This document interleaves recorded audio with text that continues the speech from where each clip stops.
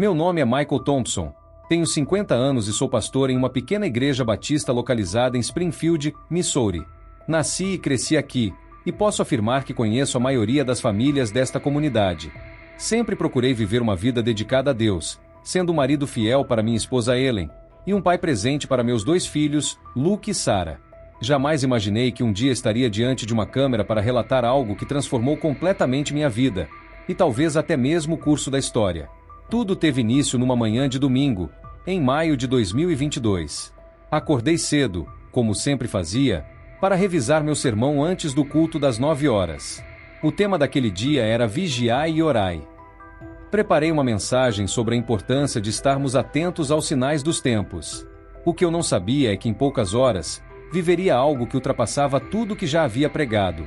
Depois do culto, decidi visitar o irmão Jonathan, um membro da igreja que estava se recuperando de uma cirurgia no coração. Peguei o carro e segui viagem.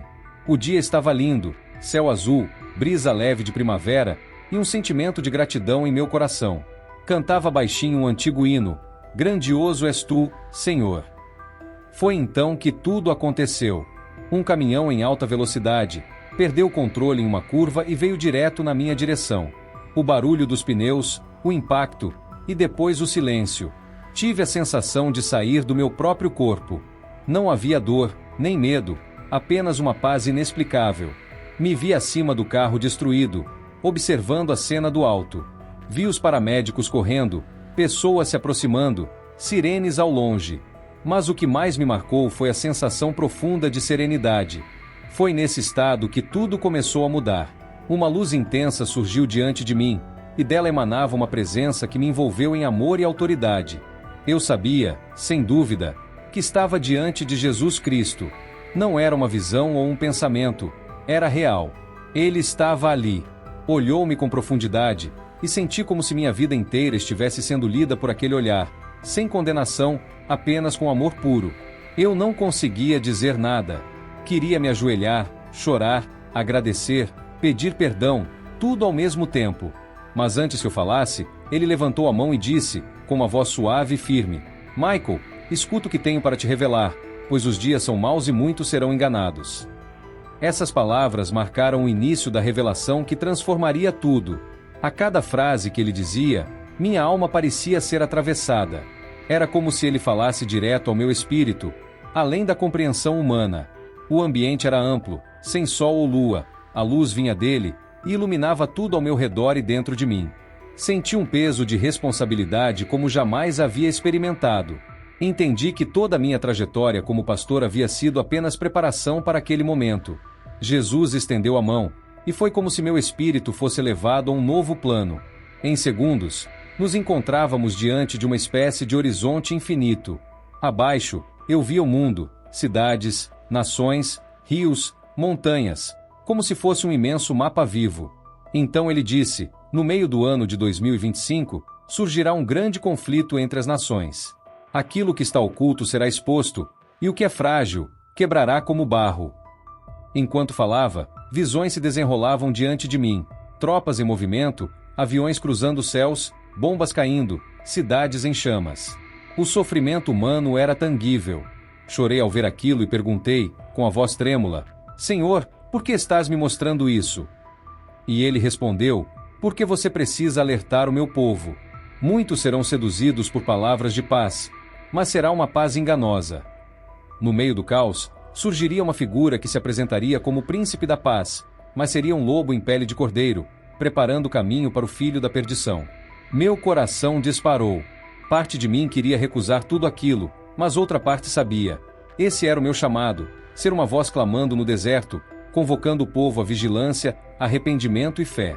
Jesus pôs a mão sobre meu ombro e disse: não temas, pois eu estou contigo. Muitos zombarão de ti, mas outros ouvirão. Permanece firme. Michael, as trevas são grandes, mas a luz que está contigo é maior. Naquele instante senti uma força sobrenatural invadir meu ser. Todo medo, dúvida e fraqueza desapareceram. Eu sabia que minha vida jamais seria a mesma. Ainda envolvido naquela luz, fui levado mais fundo na visão. Era como atravessar os véus da história futura. Vi um mundo em colapso, líderes reunidos tentando encontrar soluções, discursos inflamados, bandeiras sendo erguidas e destruídas. O medo dominava os corações.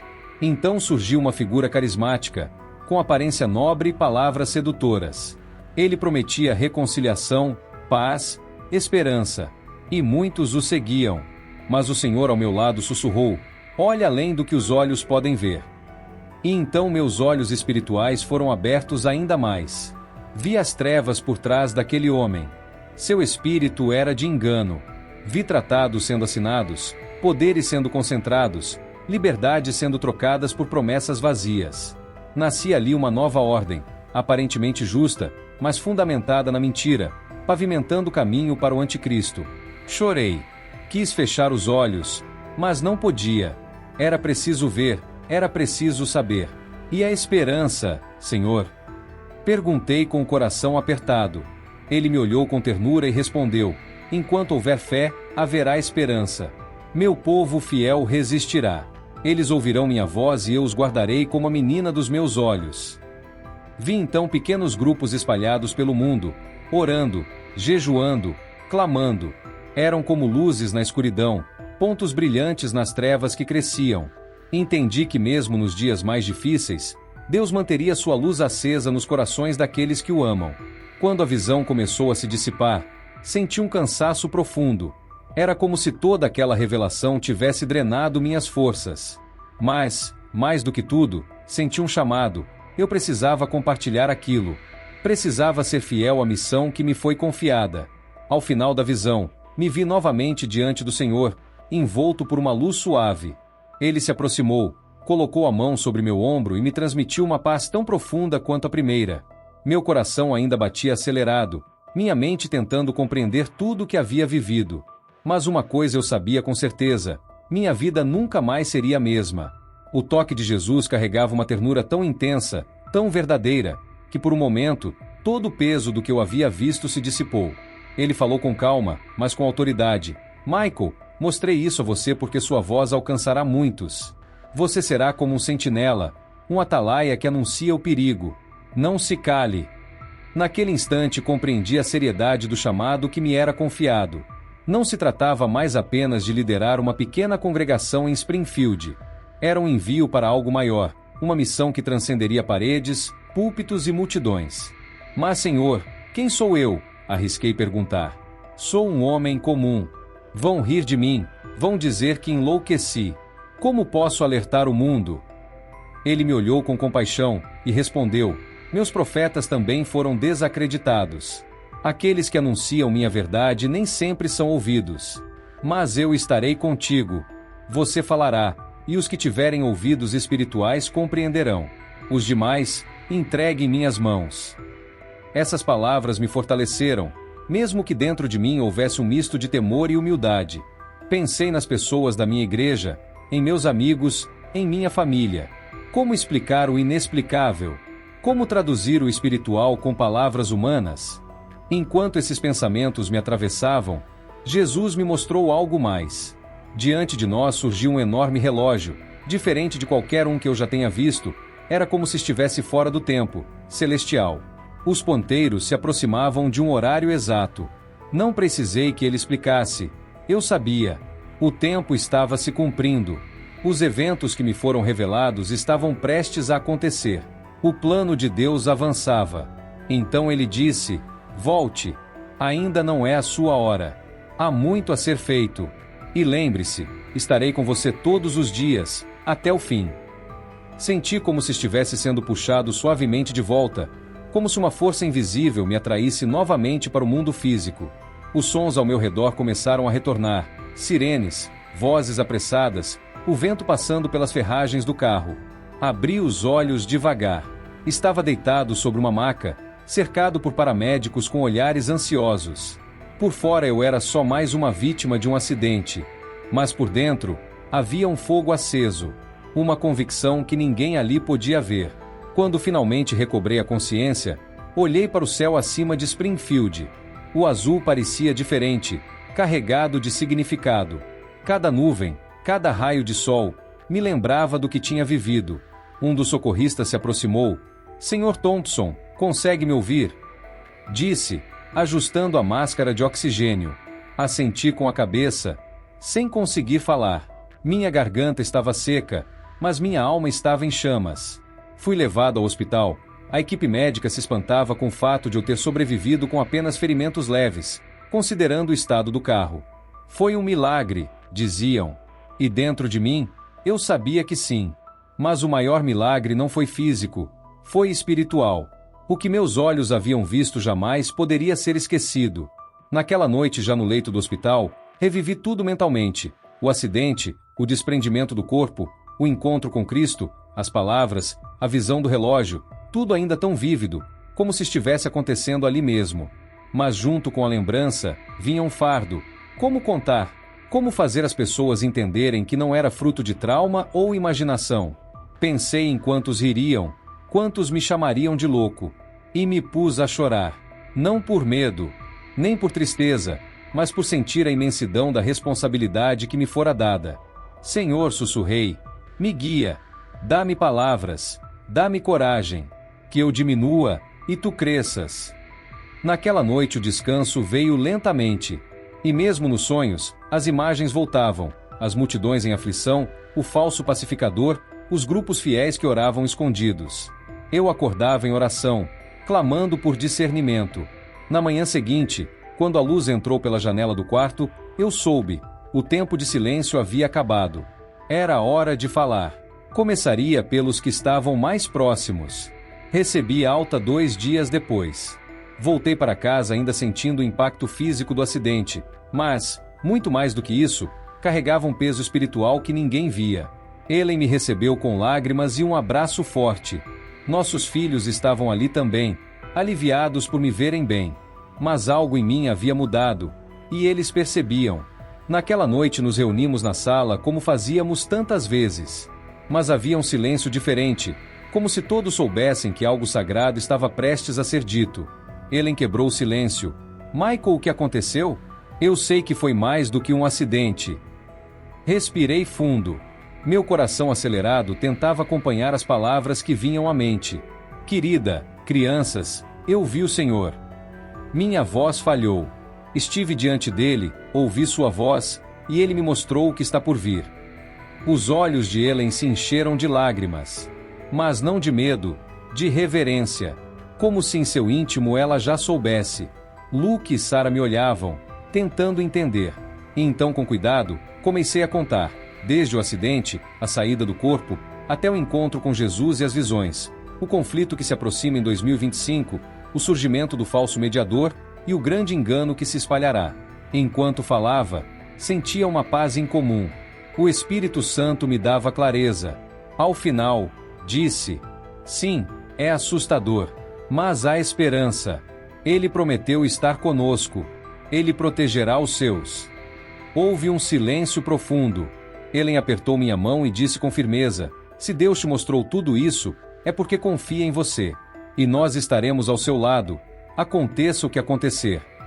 Aquelas palavras me fortaleceram. E ali na simplicidade da nossa sala, nos ajoelhamos juntos.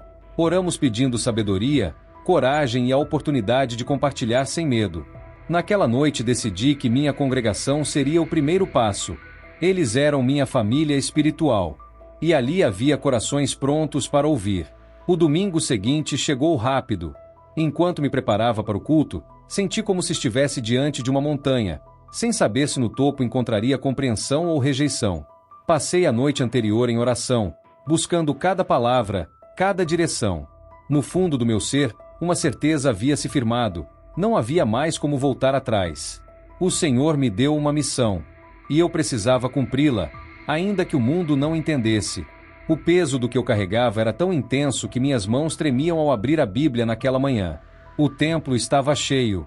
Muita gente veio movida pela curiosidade. Springfield era uma cidade pequena, e a notícia do acidente da minha experiência já havia se espalhado. Alguns chamavam de quase morte, outros apenas queriam entender o que realmente havia acontecido. Mas também estavam ali os irmãos de sempre, aqueles que caminhavam comigo havia anos, com corações abertos, dispostos a ouvir. Quando subi ao púlpito, senti cada olhar voltado para mim. Respirei fundo e iniciei com uma oração silenciosa. Senhor, que nesta manhã seja a tua voz, não a minha. Que seja o teu espírito a tocar cada coração aqui. Sem rodeios, compartilhei tudo o que havia vivido. Falei sobre o momento do acidente, o instante em que deixei meu corpo, a luz que me envolveu, o encontro com o Senhor e as visões que me foram dadas. A congregação permaneceu em um silêncio tão profundo que eu podia ouvir minha própria respiração. Quando mencionei o que me foi mostrado, o grande conflito que viria em 2025, o surgimento de um falso pacificador, percebi a inquietação nos rostos. Muitos trocavam olhares, outros abaixavam a cabeça, tentando digerir o peso do que estavam ouvindo. Eu sei que não é fácil ouvir isso, disse com a voz embargada, mas falo com temor diante de Deus. Não para assustar, mas para despertar. Precisamos estar atentos. Os dias são maus, e o engano será profundo. Houve um momento de pausa. Então uma senhora se levantou e disse com firmeza: Pastor, se o Senhor revelou isso ao Senhor, queremos orar juntos. Queremos vigiar contigo. Outros se manifestaram. Vi lágrimas em alguns olhos. Mas também notei o desconforto em parte da assembleia, olhares evasivos, semblantes tensos. Era claro para mim, nem todos estavam prontos para aceitar, e tudo bem. O tempo de Deus opera em ritmos diferentes no coração de cada um. Ao final do culto, muitos vieram me procurar. Alguns pediram mais esclarecimentos, outros apenas me abraçaram, em silêncio. Naquele instante tive a certeza, meu ministério havia mudado. Eu não era mais apenas o pastor da igreja local, havia sido comissionado como uma voz para alertar, um sentinela diante do tempo que se aproxima. Naquela noite caminhei sozinho pelo quintal de casa, olhando para o céu de Springfield. Lágrimas desceram enquanto eu orava. Senhor, dá-me forças para ser fiel. Eu sei que o caminho não será fácil, mas que a tua vontade prevaleça. Os dias seguintes ao sermão foram um verdadeiro teste à minha fé. Ao chegar à igreja na manhã seguinte, encontrei minha caixa de e-mails lotada e a secretária eletrônica repleta de mensagens. Muitas eram palavras de apoio, irmãos que diziam estar orando, outros querendo saber mais sobre o que eu havia visto. Mas nem todas eram encorajadoras. Algumas mensagens traziam críticas diretas. Pessoas diziam que eu estava exagerando, que minha fala era fruto do trauma do acidente ou de algum fanatismo perigoso. Um dos diáconos mais antigos, Peter, pediu para conversar em particular. No gabinete pastoral, ele foi direto: Pastor Michael, respeito muito o Senhor, mas sua pregação deixou alguns preocupados. Há quem diga que estamos indo longe demais. Eu ouvi em silêncio, pedindo ao Senhor que me desse graça para responder. Peter disse calmamente: eu não estou tentando causar alarme, apenas obedecendo ao que me foi confiado. Seria desonesto, com vocês e com Deus, se eu me calasse. Ele suspirou. Compreendo, só peço sabedoria. Alguns podem se afastar pensando que enlouquecemos. Aquelas palavras me feriram, não por vaidade, mas por saber que poderiam ser verdade. Mas o Senhor já havia me alertado. Haveria rejeição, escárnio. Ainda assim, o fogo que ele acendeu dentro de mim não podia ser apagado. Decidi então iniciar uma série de estudos bíblicos sobre vigilância e os sinais dos tempos. Convidei a igreja a não se apoiar apenas no meu relato, mas a mergulhar nas Escrituras e buscar discernimento direto da palavra. Enquanto isso, algo começava a mudar na cidade. Ouvi pessoas comentando nas ruas, nos cafés, sobre o pastor que viu o fim. Alguns zombavam, outros se diziam intrigados. Mas algo mais profundo acontecia nos bastidores. Pequenos grupos começaram a se formar para a oração. Irmãos e irmãs que antes demonstravam pouco interesse passaram a jejuar, a clamar, a estudar as profecias com seriedade. Mesmo entre dúvidas e críticas, eu percebia o mover do Espírito Santo. Nas madrugadas, chorava em oração, pelos que criam e pelos que não conseguiam crer. Senhor, dá-me coragem. Não me deixes parar. Que a tua voz continue ecoando mesmo em meio às oposições. Sem que eu soubesse, um jovem da igreja havia gravado minha pregação e postado online. Em poucos dias, milhares de pessoas haviam assistido. Meu testemunho, que começara num púlpito simples, agora cruzava fronteiras. Chegavam mensagens dos Estados Unidos e de fora dele. Alguns agradeciam, dizendo que o relato confirmava o que já sentiam no espírito. Outros diziam que se consagraram mais após ouvir o que eu compartilhei. Naturalmente, também vinham críticas e zombarias. Ellen, minha esposa, Permaneceu ao meu lado em todos os momentos. À noite sentávamos na varanda, e ela segurava minha mão com firmeza. Michael, não tema. O Senhor disse que estaria contigo e Ele está. Passei a receber convites para pregar em outras igrejas, mas fui cuidadoso. Nunca quis transformar isso num espetáculo ou autopromoção. Cada vez que subia a um púlpito, minha oração era a mesma: Senhor, que só Tua verdade permaneça e que eu desapareça. Com o passar do tempo, comecei a perceber um despertar entre os crentes. Pessoas que antes viviam acomodadas espiritualmente passaram a buscar mais ao Senhor. Estudavam a Bíblia, oravam, jejuavam. Era como se o sopro de Deus estivesse reacendendo pequenas chamas em vários lugares. O custo, claro, era alto. Portas se fecharam, amigos antigos se afastaram, mas o Senhor me fortalecia. Pai, que eu nunca fale por orgulho, nem por mágoa. Que eu fale por amor e obediência. Springfield não era mais a mesma, e eu também não. Certa noite, cansado e abatido após críticas duras, adormeci com a Bíblia sobre o peito. Tive um sonho, ou talvez uma visão. Vi novamente o relógio celestial. Os ponteiros avançavam, mas ao redor, luzes se acendiam. Eram os fiéis, os que estavam vigiando. E ouvi a voz de Deus, clara como antes: Michael, muitos tropeçarão por estarem fixos na terra, mas os que olham para o alto permanecerão firmes. Continua a falar: eu sou tua força. Acordei renovado. Ali entendi que mesmo minha voz sendo pequena, era sustentada pelo Deus que reina sobre tudo. O importante era ser fiel, e os frutos estariam nas mãos dele. Comecei a reunir pequenos grupos em casa. Em oração, víamos o Espírito agir, lares sendo restaurados, jovens se entregando ao ministério, idosos reacendendo sua fé. As palavras de Jesus voltavam à minha memória. Muitos zombarão, mas outros ouvirão e voltarão a mim. E eu via isso acontecer diante dos meus olhos. Novas conexões começaram a surgir, pastores, líderes, crentes de todo o país. Formamos uma rede de oração e alerta, não para causar pânico, mas para preparar corações. Hoje escrevo em 2022. O que me foi revelado ainda está por vir, mas o tempo corre. A hora se aproxima. Meu compromisso é este: continuar vigiando, anunciando, caminhando com fidelidade enquanto houver vida em mim. Pois maior é aquele que está em nós do que o que está no mundo. Muito obrigada por assistir até aqui. Não se esqueça de se inscrever no canal e ativar as notificações para não perder nenhum testemunho. Nos vemos no próximo vídeo.